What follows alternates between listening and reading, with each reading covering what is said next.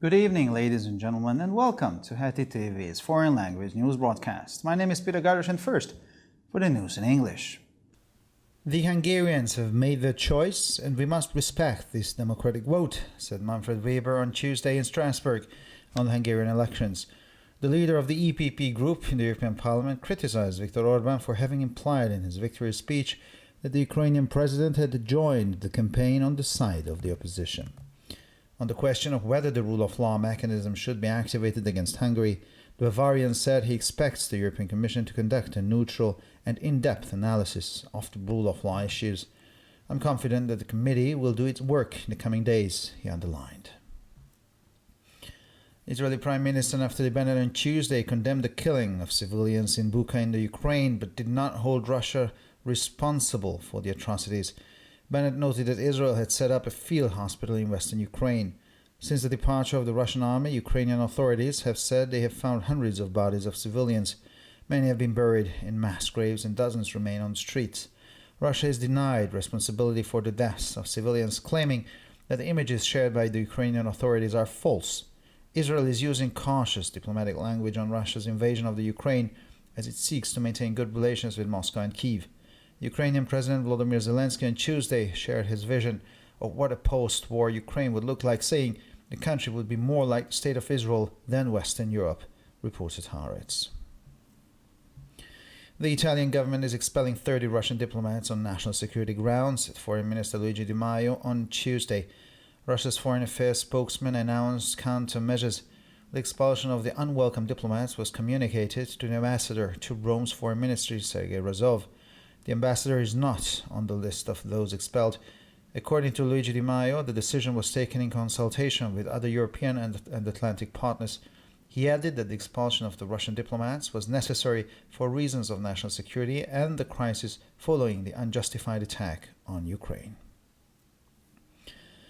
The withdrawal of Russian forces from the Kyiv region does not mean that Moscow has given up its ambitions in the Ukraine. The mass killings of civilians in the town of Bucha is a violation of international laws and a disregard for the most basic human rights, said NATO Secretary General Jens Stoltenberg at a press conference in Brussels on Tuesday, ahead of a two-day meeting of foreign ministers of member states, which begins the following day.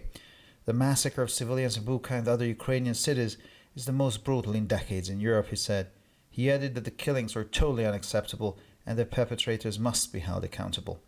The withdrawals of Russian forces from the Kyiv area is a redeployment, a move by Moscow to put more pressure on the eastern part of Ukraine, focusing on the Donetsk and Crimea regions, said the NATO Secretary General.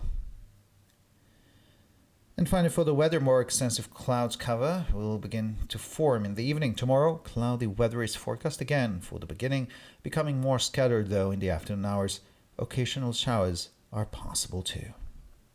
For further news, please visit our websites at www.hetitv.com or broadpress.com. Thank you for your attention. So much for the news in English, and now for the news in German.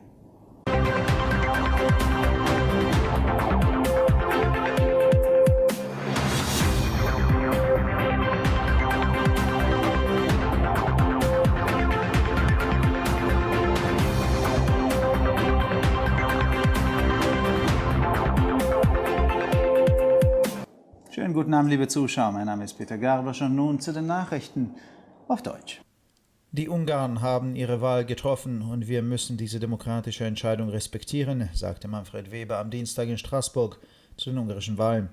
Der Vorsitzende der EVP-Fraktion im Europäischen Parlament kritisierte Viktor Orbán dafür, dass er in seiner Siegesrede angedeutet habe, der ukrainische Präsident habe sich dem Wahlkampf auf der Seite der Opposition angeschlossen. Zu der Frage, ob der Rechtsstaatlichkeitsmechanismus gegen Ungarn aktiviert werden sollte, sagte der Bayer, er erwarte von der Europäischen Kommission eine neutrale und gründliche Analyse der Rechtsstaatlichkeit-Fragen. Ich bin zuversichtlich, dass der Ausschuss seine Arbeit in den kommenden Tagen erledigen wird, betonte er. Ministerpräsident Naftali Bennett verurteilte am Dienstag die Tötung von Zivilisten in Bucha in der Ukraine, machte aber Russland nicht für die Gräueltaten verantwortlich. Bennett wies darauf hin, dass Israel in der Westukraine ein Feldlazarett eingerichtet habe. Seit dem Abzug der russischen Armee haben die ukrainischen Behörden nach eigenen Angaben Hunderte von Leichen von Zivilisten gefunden. Viele wurden in Massengräben verscharrt, Dutzende liegen noch auf der Straße. Russland hat die Verantwortung für den Tod von Zivilisten bestritten und behauptet, die von den ukrainischen Behörden veröffentlichten Bilder seien falsch. Israel verwendet eine vorsichtige diplomatische Sprache in Bezug auf den Einmarsch Russlands in der Ukraine, da es gute Beziehungen zu Moskau und Kiew aufrechterhalten möchte. Der ukrainische Präsident Volodymyr Zelensky teilte am Dienstag seine Vision einer Nachkriegsukraine mit und sagte, das Land werde eher dem Staat Israel als Westeuropa ähneln, berichtete Haaretz. Die italienische Regierung weist 30 russische Diplomaten aus Gründen der nationalen Sicherheit aus, kündigte Außenminister Luigi Di Maio am Dienstag an. Der russische Außenamtssprecher kündigte Gegenmaßnahmen an. Die Ausweisung der unerwünschten Diplomaten werde dem Botschafter im römischen Außenministerium Sergei Rasow mitgeteilt. Der Botschafter selbst steht nicht auf der Liste der Ausgewiesenen. Laut Luigi Di Maio wurde die Entscheidung in Absprache mit anderen europäischen und atlantischen Partnern getroffen. Er fügte hinzu, die Ausweisung der russischen Diplomaten sei aus Gründen der nationalen Sicherheit und der Krise nach dem ungerechtfertigten Angriff auf die Ukraine notwendig. Der Rückzug der russischen Streitkräfte aus der Region Kiew bedeutet nicht, dass Moskau seine Ambitionen in der Ukraine aufgegeben habe. Der Massenmord an Zivilisten in der Stadt Bucha sei ein Verstoß gegen das Völkerrecht und eine Missachtung der elementarsten Menschenrechte, sagte NATO-Generalsekretär Jens Stoltenberg am Dienstag auf einer Pressekonferenz in Brüssel im Vorfeld eines zweitägigen Treffens der Außenminister der Mitgliedstaaten, das am nächsten Tag beginnt. Das Massaker an Zivilisten in Bucha und anderen ukrainischen Städten ist das brutalste seit Jahrzehnten in Europa, sagte er. Er fügte hinzu, dass die Tötungen völlig inakzeptabel seien und die Täter zur Rechenschaft gezogen werden müssten. Der Rückzug der russischen Streitkräfte aus dem Raum Kiew ist eine Verlagerung, ein Schritt Moskaus, um den Druck auf den Osten der Ukraine zu erhöhen, wobei der Schwerpunkt auf den Regionen Donetsk und Krim liegt, so der NATO-Generalsekretär. Und schließlich zum Wetter. Am Abend setzt eine stärkere Bewölkung ein. Für den morgigen Tag wird anfangs wolkiges Wetter vorhergesagt, das am Nachmittag jedoch aufgelockert wird. Gelegentliche Schauer sind möglich. Für weitere Nachrichten besichtigen Sie bitte unsere Webseiten www.hettitv.com sowie www.breuerpress.com.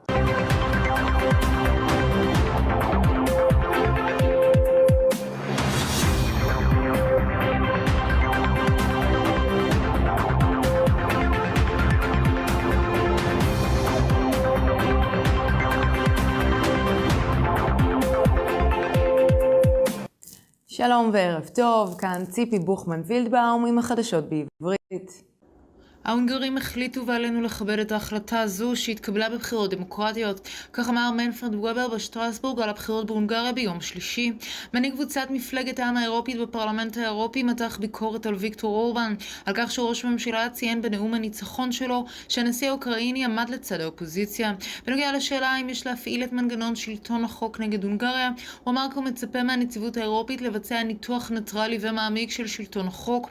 לאחר מכן אז אני מצפה למשפט בבית הדין האירופי לצדק, שכן אלה שופטים ולא פוליטיקאים שצריכים לגבש דעה על שלטון החוק.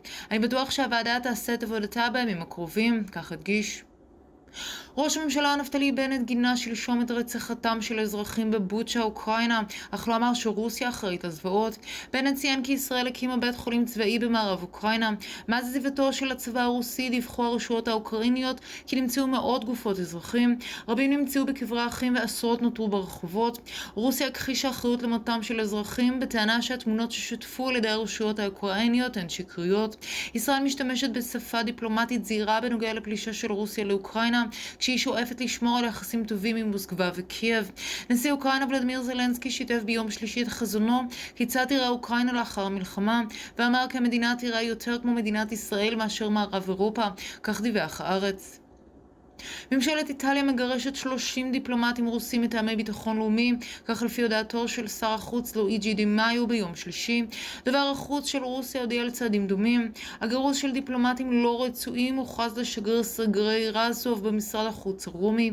השגריר לא ברשימת הגירוש. לואיג'י די מאיו אמר כי ההחלטה התקבלה על ידי ממשלת רומא בהתייעצות עם שותפים אחרים אירופאים ואטלנטים. הוא הוסיף כי גירוש הדיפלומטים הרוסים הכרחי מסיבות של ביטחון לאומי והמשבר בעקבות המתקפה הלא מוצדקת של אוקראינה. נסיגת הכוחות הרוסים מסביבת קייב לא אומרת שמוסקבה ויתרה על שאיפותיה באוקראינה. הטבח באזרחים בבוצ'ה הוא הפרה של החוק הבינלאומי וההתעלמות מזכויות האדם הבסיסיות ביותר. כך אמר מזכ"ל נאט"ו יאנס סטולטנברג במסיבת עיתונאים בבריסל ביום שלישי לקראת פגישת בת יומיים שמתחילה ביום שלמחרת. לא הייתה באירופה דוגמה במשך עשרות שנים של אכזריות הדומה לטבח של אזרחים בבוצ'ה ובערים אחרות באוקראינה, כך הדגיש סטולטנברג. הוא הוסיף, שפיכת הדמים אינה מתקבלת על הדעת ויש להאמין לדין את המבצעים. נסיגת הכוחות הרוסים מאזור קייב פירושה היערכות מחדש, כאשר מוסקבה מבקשת להפעיל לחץ נוסף על החצי המזרחי של אוקראינה, תוך התמקדות באגן דונייצק ובאזורי קרים, כך אמר מזכ"ל נאט"ו. ועכשיו נעבור לתחזית מזג האוויר. בערב יהיה מעונן, מחר תחילה יהיה קודר ולאחר מכן בשעות אחר הצהריים העננים יתפזרו. ייתכנו ממטרים בחלק מהמקומות. הטמפרטורות חזויות להיות סביב 6 עד 9 מעלות בבוקר ו-11 עד 16 מעלות אחר הצהריים. לחדשות נוספות, אנא בקרו באתרי האינטרנט שלנו etitv.com או broyerpress.com. עד כאן החדשות, תודה שהייתם איתנו ושיהיה המשך ערב נעים.